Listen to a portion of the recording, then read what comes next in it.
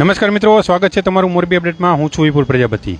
ગઈકાલ મોડી રાત્રે લગભગ 1:30 થી 2 વાગ્યાની આસપાસ મોરબીના જે વીસી ફાટક છે, આ વીસી ફાટક પાસે ગમે તે એક બાજુથી, ટૂંકમાં કઈ બાજુથી આવતી અત્યારે નક્કી નથી થતું, પરંતુ કહે છે મણિ મંદિર બાજુથી એક આ સ્કોર્પિયો કાર જે છે તે સ્કોર્પિયો કાર આવી હતી અને અહીં 3 થી 4 રેકડીઓ અને આ જે ગ્રીલ છે રેલવેની, જે રેલવે ટ્રેકની ગ્રીલ છે, ગ્રીલ તોડી અને રેકડીયું જે છે રેલવે ટ્રેકની માથે જે છે તે ચડાવી દીધી હતી। અને કેટલી સ્પીડ હશે તમે જોઈ શકો કે આ રેકડીનો જે છે આખો કૂદડો બોલાવી દીધો છે। તમે જો આખો રેકડીનો કૂચો બોલાવી દીધો છે। આ ઉપરાંત હોર્ડિંગ જે છે, હોર્ડિંગનો પણ કડુસલો બોલાવી દીધો છે। આ બાજુ બીજી રેકડીયું છે તેને પણ તમે જો, આ રેકડીનો પણ તમે જો આ કડુસલો બોલાવી દીધો છે। ત્યારે આ જેની રેકડી છે તે આપણી સાથે છે, તેની સાથે જ વાતચીત કરીશું। તમારું નામ કહેજો। મારું નામ દેવાભાઈ, અમે ચાવાળા।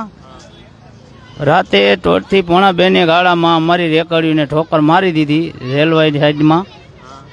એટલે અમને ખબર પડી, રાતે 2:30 વાગે અમે આવ્યા, બરોબર। એટલે અમે રેલવે પોલીસને બોલાવ્યા। અમે રેલવેની હદમાં હતા। અમે એને ગાડી અહીંયા પડી હતી, એ લોકો બીજો ક્રોપિયો લઈને આવ્યા, લાયસન્સ વાળો ડ્રાઈવર લઈને આવ્યા બીજો। એટલે એ લોકો 4 વાગે જતા રહ્યા। એટલે રેલવે પોલીસે અમને કીધું કે વાંધો નહીં, તમે રહેવા દેજો, અમે કઈ પછી ઉપાડજો।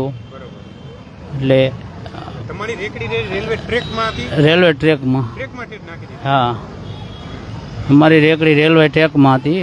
રેલવેની ગ્રીલ ભાંગીને અને ટ્રેકમાં ઠોકી દીધી। હા, ગ્રીલ અત્યારે ઊભી કરી અમે માણસો, એને રેલવેના માણસો ની બધા ભેગા થઈને, એટલે રેલવે વાળા આવ્યા હતા, ઝાડું આખું પાડી નાખ્યું મૂરમાંથી। અને બોર્ડની ગ્રીલું હતી એ ભાંગી તોડીને વારી અને ગાડી કેબિનમાં ઠોકી। કેટલી સ્પીડ છે? હવે સ્પીડ તો હવે એ લોકો કે અમે 65 હતા, પણ પછી તો હવે અમને કાંઈ ખબર નથી। એવું કે જામનગરના છે, દરબારની ગાડી છે, બરોબર, એ લોકોએ એવું કીધું। રાત્રે 1:30 થી 2 વાગ્યાની આસપાસ છે, જામનગરની ગાડી છે। ગાડી નંબર પણ બતાવું તે પહેલાં તમને કહી દઉં, આ જે રેકડીઓ અહીંયા પડી છે ને, આ રેકડીઓની ઠેઠ અહીંયા ટ્રેક ઉપર અહીંયા પડી હતી। આ ગ્રીલ અત્યારે જે હમણાં રેલવે તંત્ર દ્વારા ગ્રીલ ઊભી કરવામાં આવી, ગ્રીલ તોડી અને ઠેઠ ઓલી બાજુ રેલવે ટ્રેક બાજુ જે છે રેકડીઓ આખી પડી હતી। અને ગાડીના નંબર છે સ્કોર્પિયો છે, સફેદ કલરની સ્કોર્પિયો કાર। ગાડીના નંબર છે GJ10D E2165। આ નંબરની સ્કોર્પિયો કાર જે છે તેને મોડી રાત્રિના ફૂલ સ્પીડમાં આવી અને 2 થી 3 રેકડીઓ, હોર્ડિંગ અને આ ગ્રીલ બિલ તોડી અને રેકડીઓને જે છે અંદર નાખી દીધું હતું। આ ઉપરાંત 1 થી 2 જે આ બાવળ છે, બાવળ પણ ઉખેડીને ફેંકી દીધા હતા। તો આ રીતના આખી આજે રાતે મોડી રાતની ઘટના બની છે। હવે વધુ તપાસ જે છે રેલવે પોલીસ અને રેલવે તંત્ર દ્વારા કરવામાં આવશે। નવી અપડેટ સાથે ફરીથી મળીશું, ત્યાં સુધી જોડાઈ રહેજો। મોરબી અપડેટ સાથે ખૂબ ખૂબ આભાર।